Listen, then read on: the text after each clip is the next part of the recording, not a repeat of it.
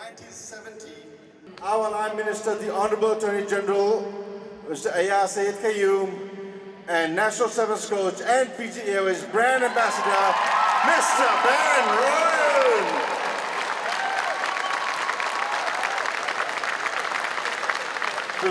We'll escort our guests to their seat in the front, and we'll kickstart the program.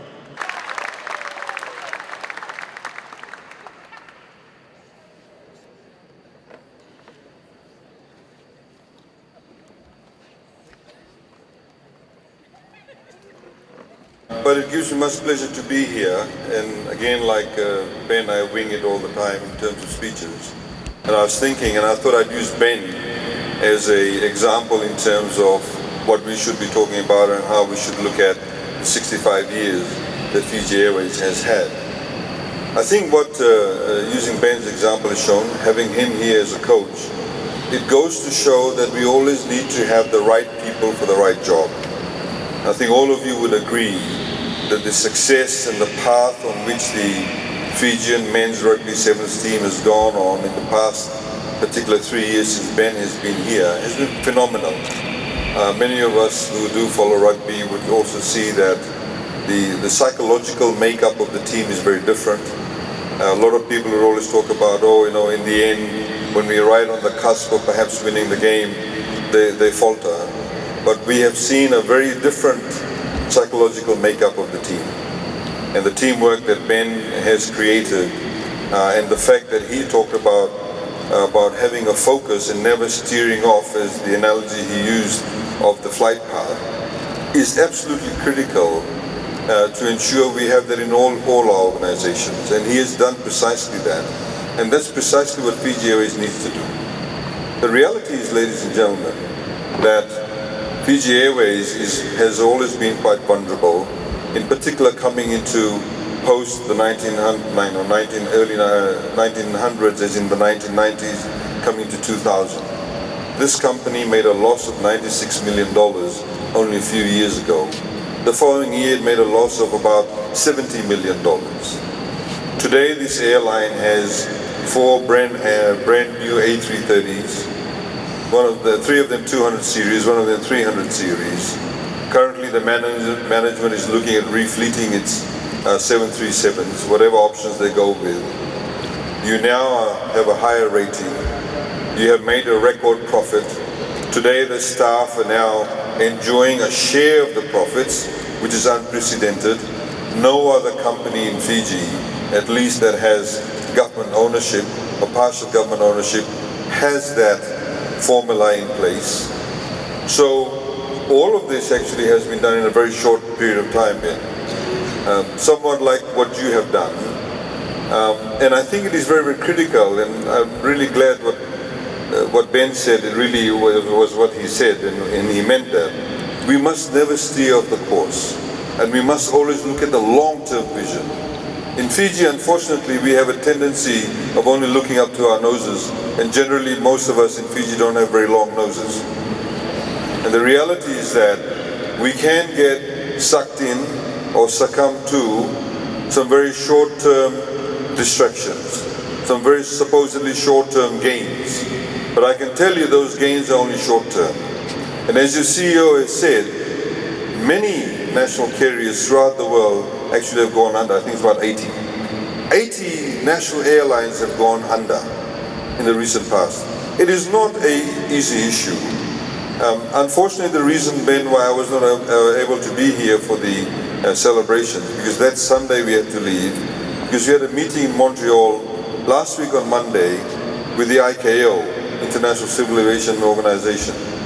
And that is to look at the carbon emission or the carbon footprints of airlines or individual companies.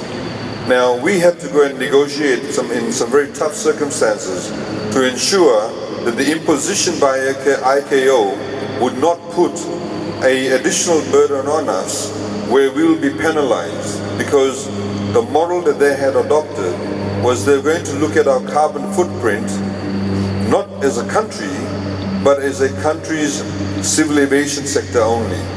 And by using that methodology, it would have meant that our carbon footprint was higher than that of Australia. which obviously is not correct. So we have managed to able to get some text into hopefully the council meeting that will be held in next month, that small island developing states, least developing countries, and landlocked developing countries will actually be exempt right up till about 2040. So we don't actually have to be penalized for our carbon emissions from the civil aviation industry. Because as we made, and our case was this, that if you have a country like Fiji, where 35 to 37% of our entire economy is dependent on the tourism sector, and over 95% of the people who come to Fiji come by aeroplane, then obviously it is very critical for us to ensure that our national carrier survives. Because if you have a cyclone and you don't have a national carrier, nobody's going to fly into Fiji. Nobody's going to fly out of Fiji. And as you've seen also, the only carrier that flies in and out of Fiji after a cyclone or any other disaster has always been Fiji Airways. This is very, very critical. It is therefore very critical, ladies and gentlemen, we look forward to your cooperation. Please do not get distracted by side events, by side shows, or veering off the flight path. We need to remain very focused, because by remaining focused, this airline has got enormous potential. But this is only the tip of the iceberg. We have the ability to stamp our print all over the Pacific. We are currently talking to other Pacific Island countries who are now looking at us as a role model and how they can replicate what we are doing, and indeed we want to be able to partner with them. One last thing that I'd also like to mention is one thing that I've always admired about Ben Ryan, apart from his rugby skill sets, etc., is the level of humility and modesty that this man has. And I think it is quite unsurpassed. And unfortunately, we in Fiji tend to get people who do get carried away with the moment, get carried away with the limelight. Because if we have humility, if we have modesty, we'll be able to always put ourselves in a secondary position and tell ourselves to say, there is a lot more that we can do. There is a lot more that we can learn. There is a lot more that I do not know, and in fact I'll always need to know right until I die, because knowledge is limitless. And our ability to tap into ideas, to soak in ideas from other people. Many of you here in this room have wonderful ideas. We do not have all the answers, but we need to be able to listen to everybody. Just because you climb up the ladder, just because you become a head purser or you become the financial person of Fiji Airways, does not mean that everybody else becomes nothing. Everybody else is very, very critical, and the example that I always use is that in government I have seen in certain ministries, everybody moans and complains about the driver. Oh, I did not do this, did not do that.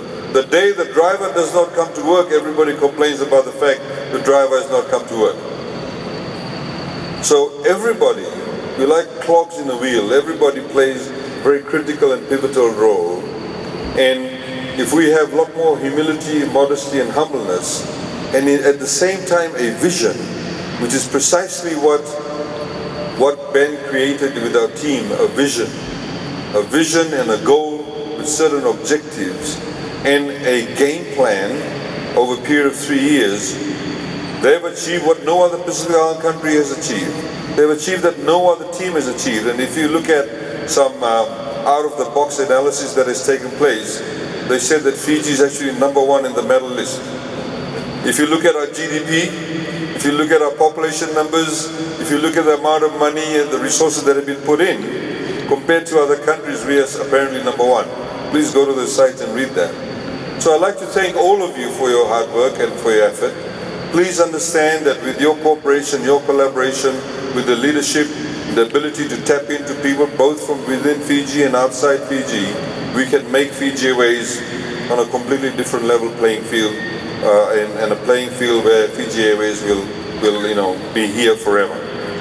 I'd like to thank you once again for the invitation.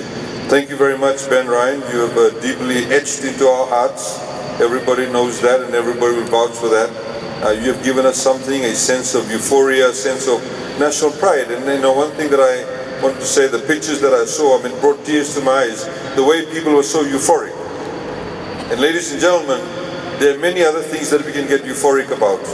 If you all get behind the game plan, there are so many wonderful things that are happening. We are on the cusp of even achieving greater things. And if you all have that particular focus, we have a wonderful future ahead of us. Thank you very much, and I wish you a good afternoon.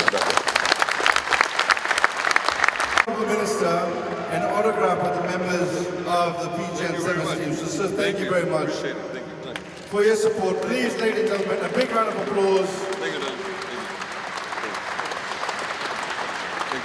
On three, 1, 2, 3. Ladies and gentlemen, happy 65th